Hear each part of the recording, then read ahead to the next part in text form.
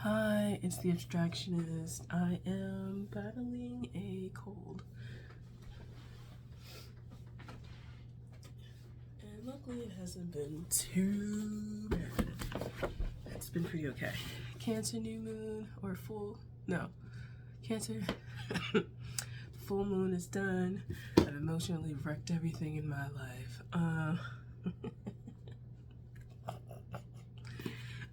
But I'm here to do astrology for the soul, North Node, and Sag section. I'm just gonna give like a quick condensed version and then like my review. So essentially, my North Node is in Sag, which is why I started with that North Node in the book, because my chart has it. So,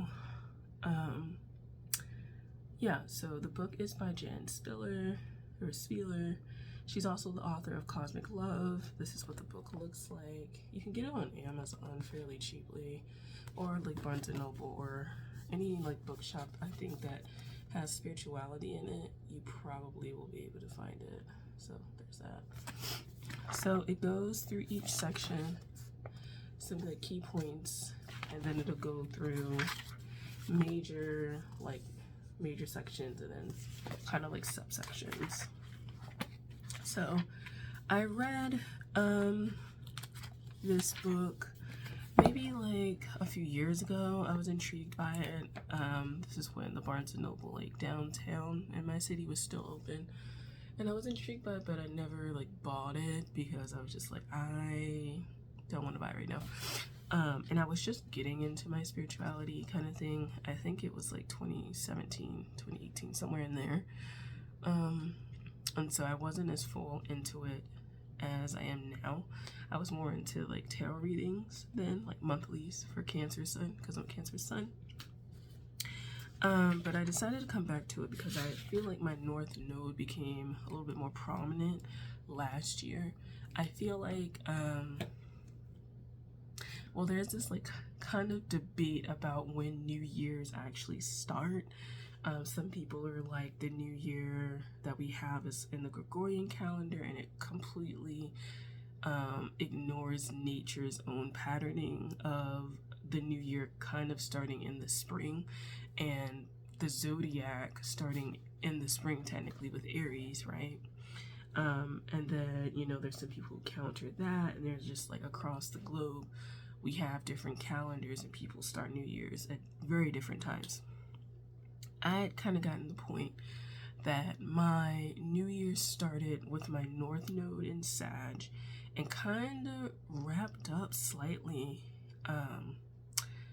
or there was a marked shift when the season entered up hitting my South Node. So when the Sun entered Gemini, which is my South Node, I would notice a shift in energy, and I would notice that essentially everything I had put into the year, the Gregorian calendar year, I was just going to start getting back. And so I kind of started with the idea that my New Year starts in Sag season. And it kind of trickled down that my season of the dead is Capricorn season. So it's not like Dia de los Muertos, it's not Halloween, it's not any of that. And so it's kind of interesting how it's followed. Like, you know, since last year, I've really started to get into it because I noticed it was a pattern that was happening. Will it shift? I don't know, but that's a pattern. So I decided to read this section, North Node in Sag, and review of the writing style as a whole. I think she could have condensed this down. I feel like the talking points were good, but they were repetitive. And I feel like they were repetitive, but they weren't going as deep as I think they really could have gone. This is something where like you could have 12 books on this. 12 different books, right? The North Node in Sag could be its own book. It's so many intricacies, but I think we want to make digestible content, digestible books for people, especially if you're just getting into astrology and zodiacs and stuff like that. So it's fine. I think the best section really is these right here, because it'll basically kind of explain what the rest of the book is kind of going to be about. And so the subsets basically are these. They focus on these. So there's that. I feel like I said, I just feel like it was kind of repetitive, and I needed to go in more depth, and I kind of feel like it was more anecdotal as opposed to maybe more rooted in astrology or zodiac archetype symbolism. So there's that. So the section North Node in Sag, the key points, or the main point, is that if you're a North Node in Sag, you need to not be impulsive, but you do need to go on your instinct. And going on your instinct means that over the course of your lifetime, you may switch things, you may uproot your stability, you may, to the outside world, look like you don't think. And she talks about like the logical mind isn't necessarily the strongest point, right? Like the South Node, for me, is Gemini, which would be more the logical mind. This is more of the higher mind that may not be linked to the more cerebral. And so tapping into that is helpful for the North Node in Sag. There's some things to note that when you start to second guess yourself, when you start to doubt whether or not the decision you're making is true, has truth, you start to lose your way. And especially if you start to make up scenarios in your mind of what you're going to lose when you go for one route as opposed to the other. I forget what that's called. It's a concept of opportunity cost or opportunity, something like that, when you, because you're going with route A, route B, whatever path that you would have taken with that no longer is kind of like viable because you've chosen like route A, right? And so you have to like choose one. And so that's a thought, because I do kind of try and make it make sense to the outside world, particularly because I'm more of an artistic person. A lot of people in the arts don't make a lot of sense to people who exist outside of that.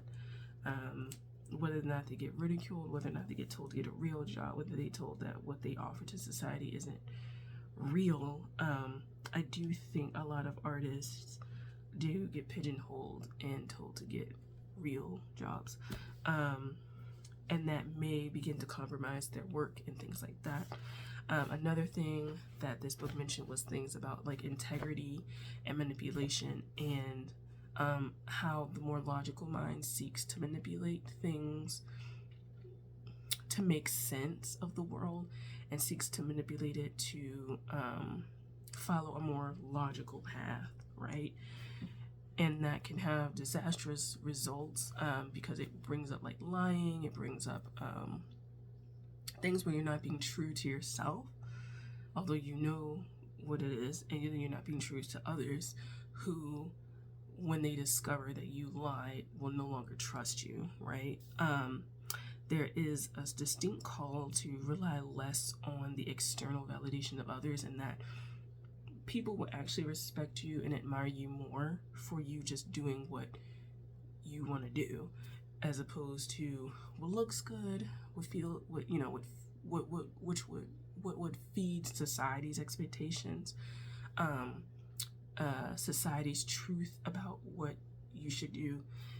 The more you move away from that, the more in your own truth you are, and therefore the more authentic you are, and therefore the more authentic you appear to other people, and you show to other people, and people can sense it, and then the people who really rock with you are going to come to your life. So I like that. Another thing, debating people, trying to be right. This isn't a sign that needs to live in capital T truth. They need to understand that their truth is relevant. Their truth is not relevant. Their truth is relative to themselves and their experience. Other people have other experiences, and that maybe the ultimate truth, the ultimate capital T truth, lies in authenticity. And that's just something I'm saying. But debating other people and trying to get them to see your point of view is a no-go, mainly because and this is the issue I have with Sag, because I've watched a few Sag readers, and the way they come off can be kind of like, that you can just live your truth and be okay with it, and that you don't have anything to prove, and that's kind of where the debating comes in and the manipulation. Like, when you feel like you have something to prove, then you get really nasty because you're trying to essentially annihilate the other person's point of view. And yeah, sorry, somebody like messaged me and it came up on my screen. So debates are like a no-go. It kind of erodes integrity and stuff like that. So using your intuition is definitely I don't even know where I was gonna go with that. Never mind. So yeah, got a patience, friendships, having integrity, sticking by your word, were all core things.